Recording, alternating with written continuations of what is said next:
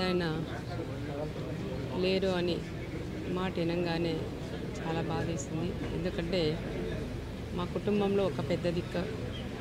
ఎప్పుడైనా ఇక్కడికి వచ్చినప్పుడు ఎంతో ఆప్యాయతగా పలకరించే పెద్దాయన ఈరోజు మా కళ్ళ ముందు లేరంటే కూడా చాలా బాధేస్తుంది. దేశవ్యాప్తంగా గుర్తింపు పొందిన వ్యక్తి రామోజీరావు గారు. ఈరోజు దినపత్రిక ఈనాడు పత్రిక పరిచయం చేసిన నాయకుడు మన రామోజీరావు గారు. ఎన్నో కష్టాలు పడిన వ్యక్తి రామోజీరావు గారు. ఈరోజు లేరని తెలిస్తే దేశవ్యాప్తంగా ఎంతోమంది కూడా ఈరోజు ఆయన ఎంతోమందిని కూడా కుటుంబాలు కూడా కాపాడిన వ్యక్తి రామోజీరావు గారు. ఆయన లేని వార్త వినంగానే ఎంతోమంది షాక్ గురయ్యారు. నేనే పొద్దున తెల్లారితో తెలిస్తేనే ఎంతో బాధపడినాం. మా కుటుంబంలో ఒక పెద్ద దిక్కు. ఏదైనా మాకు కష్టాలున్నా ఆయనకి చెప్పుకునే వ్యక్తులు మేము. మా ఆయన పరిటాల రవి గారు ఉన్నప్పటి నుంచి ఆయన పోయిన తర్వాత కూడా చాలాసార్లు కలిసాం.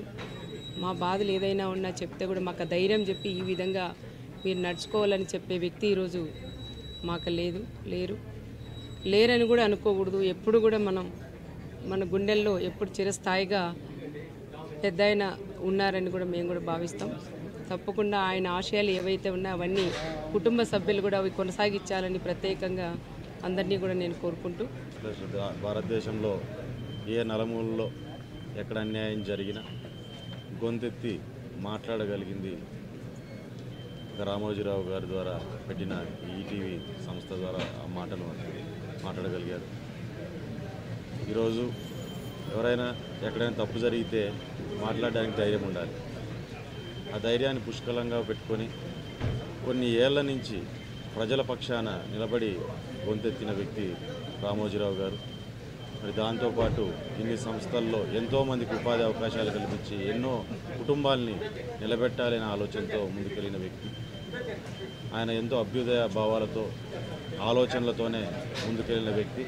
సమాజం బాగుండాలని పాటుపడిన వ్యక్తి. అట్లాంటి వ్యక్తి ఈరోజు దూరం అవడం అనేది మన తెలుగు రాష్ట్రాలు ఒక తీరని లోటుగా మనం ఈరోజు భావిస్తున్నాం.